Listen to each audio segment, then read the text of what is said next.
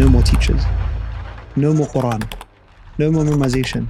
The Qur'an teacher who did this to me made me hate the Qur'an in speech marks. Mistakes, khalas, he would beat the heck out of us. I had every reason to not memorize the Qur'an. Every reason that exists for me to not memorize the Qur'an. But I think it's a journey that was purely 100% driven by Allah subhanahu wa ta'ala. My parents had absolutely zero influence on my Qur'an memorization. I mean it, like zero influence at all. They did not push me to memorize the Qur'an. Alhamdulillah, parents are very practicing. Very, very practicing. Your normal Somali household. But memorization of the Qur'an was never a thing in our household at all. Like my parents would read the Qur'an. They would listen to the Qur'an and stuff like that. But it wasn't a thing where it's like, where are you on the Qur'an now? Why have you not studied the Qur'an today? Why have you not memorized? It was nothing like that. There was no push at all whatsoever. We went to madrasa, but we went to madrasa culturally. So going to madrasa was just a normal thing. If you didn't go, it would be like you're doing a wrong thing culturally, rather than your children have a right to learn the Qur'an and memorize the Qur'an, the virtues of the Qur'an, how much reward you're going to get, crowning your head on the day of resurrection. It was nothing to do with that. It wasn't anything to do with that. And I don't really blame them. It's not really like a bad thing in speech marks. But yeah, there wasn't really that push. I was never scrutinized for it. I was never interrogated for it. I never got in trouble for it. I never got grounded or beaten up for it or anything like that. We had teachers that used to come and teach us in the house as well. But again, tutors like Quran tutors and stuff. But again, it was cultural. It was purely because it's just a thing. I just have to, my kids need to learn the Quran. Everyone else is doing it. So it just needs to be done rather than being pushed. Also, growing up young, my experience with the Quran was not great. I don't want to say I hated the Quran, but I had that Quran kind of thing, apprehension. Nah. And that was from an experience that I had where I think I was maybe 11. We had a Quran teacher. Until now, I remember him. It's funny because the Quran teacher who did this to me, which I'm going to mention to you now, that made me hate the Quran in speech marks. I see him now. He's like, oh, mashallah, because he's seen me have memorized the Quran now and given khutbahs and stuff, whatever. And he always says to me, like, you know, I'm the one who's taught you the Quran, right? I'm there thinking, you did not, mate. You don't know, opposite to that. Basically, what happened was, this Quran teacher used to come to our house and teach us. And if I made any mistakes, we're talking about Juz Amma, by the way. If I made any mistakes at all, this was with all of our siblings as well, he would beat the heck out of us. That was the last time, and as I said, I was like 9 or 10 years of age. That was the last time I ever had a Quran teacher, until I got to around 13, 14 years of age, where I spoke about in the last video actually, which is true actually, where I would be in school. As soon as I finished school, again, I don't know what made me do this, but I'll just run to the masjid. When I say run, I mean rush. I'd get on the bus. I wouldn't go home. I'd get on the bus, go straight to the masjid. In the masjid, I was doing a few things. Number one, I was socializing. I was playing like table tennis and stuff as well. But I was also doing my Quran. So I would sit down and read the Quran. Even though my experience myself, maybe that came from an angle of, I don't want to say guilt, but I'm in a masjid and I've been playing all day or something. I just thought, you know what, I actually need to read the Quran. So I just started reading the Quran. And what's profound about that as well is I was reading it in English, even though I could read the Quran in Arabic. Okay.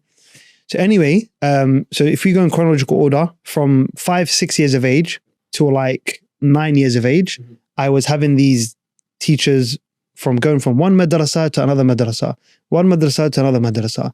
It was not a great experience. Then I had that teacher that taught us at home. That was my experience from 6 years of age, I'll say, to around 9 years of age. 9 years of age, I had that horrifying traumatic experience that made me hate the Quran, where I got completely just destroyed and beaten up. Then my mom couldn't take it, a month and a half in or something. She said, look, I don't want this teacher to be coming anymore, whatever. From 9 to around 13, 14, as I said, so the next 4 years or so, no more teachers, no more Quran, no more memorization, no more studying the Quran. Because why? Our parents also saw us, look, we can read the Quran, alhamdulillah, fluently. We also memorized 1st, 2nd, and 3rd juz, I believe. I go to Qad Sami', I think. So they were like, look, you know, let them just focus on their other studies and stuff like that. Alhamdulillah, also Islamic studies, foundations of Islamic sciences were all good. We knew Allah and His names and attributes.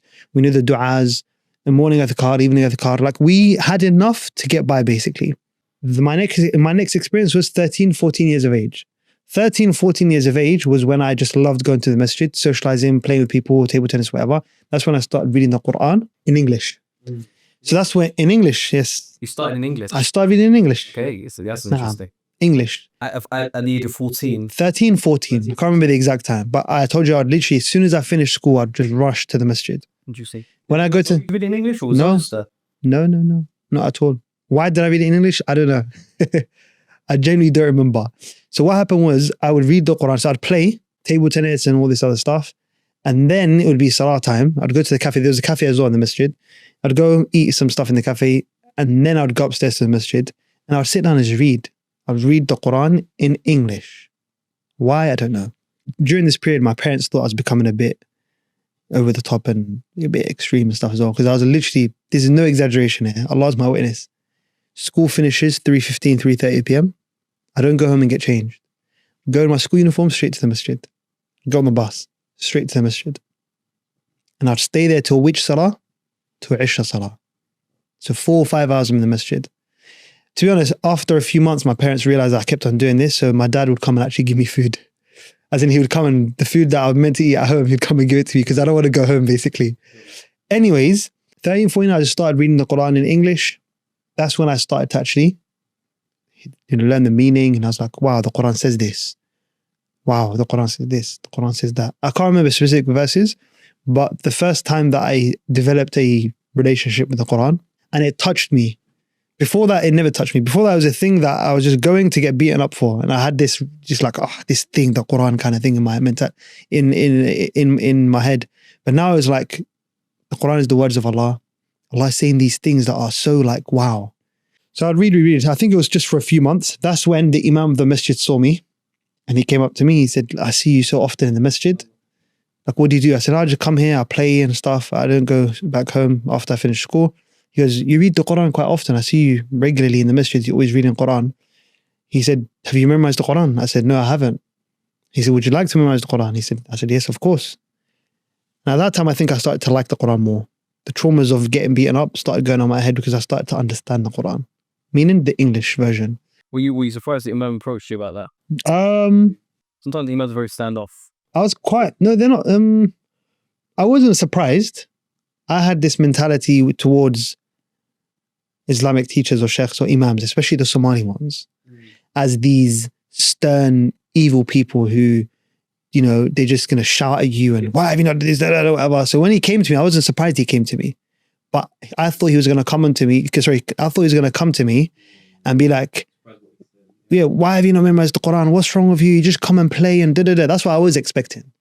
But he came to me and said, oh, young man, what's your name? I told him my name. He said, oh, what do you do here? I said, I just come to the masjid because I enjoy coming. I enjoy spending time here. He goes, oh, mashallah, I see you read Quran quite often. Have you memorized the Quran? I said, no. I said, do you know Arabic? I said, no. He said, what are you doing reading the Quran? I said, no, I'm just interested. I'm just reading it because I'm interested in what the Quran says. And then I told him about my experience about getting beaten up and da-da-da and all this other stuff. That's when he said, basically, I'm going to teach you the Quran. It'll be one-to-one. Inshallah, you're going to memorize the Quran in 3-4 years. He gave me a timeline and all this other stuff, etc.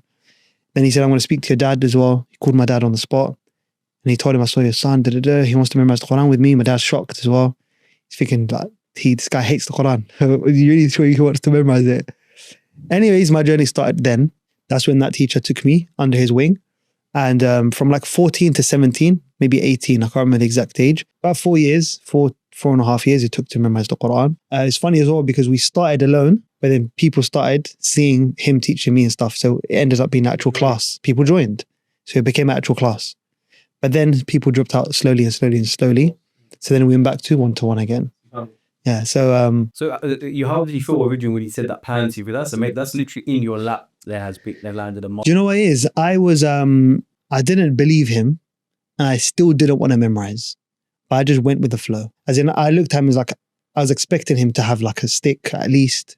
You know, the pencil that you put in here anytime. Like I was expecting it to be like I was ready for it. I was conditioned and ready to be beaten up slightly less. So no, I wasn't shocked. I wasn't surprised. And how did I feel? I just felt like this is probably not going to continue for long because you're going to want to beat me up as well and da-da-da. But I had that feeling in my heart where I know what the Quran says now, as in like I've seen what the Quran is really about. I want to memorize. But let's just go with the flow and see how it goes. I was somewhat pessimistic. That's how I felt basically, in a summary. Makes sense. No. And you stopped it, was it a daily thing or week? It was not daily. It was twice a week. I would come to him and read. So I'd read to him twice a week, but I would be, of course, memorizing 5-6 days a week. But it would be 2 days that I actually read to him. So you went from the English to the Arabic. I knew how to read, of course. I was fluent and all that other stuff, etc. So I just went straight in, Juz Amma, threw me in the Juz deep Amma, end. I done Juz Amma and Juz Tabarak. I was on Juz Qad Sami'. Okay, interesting.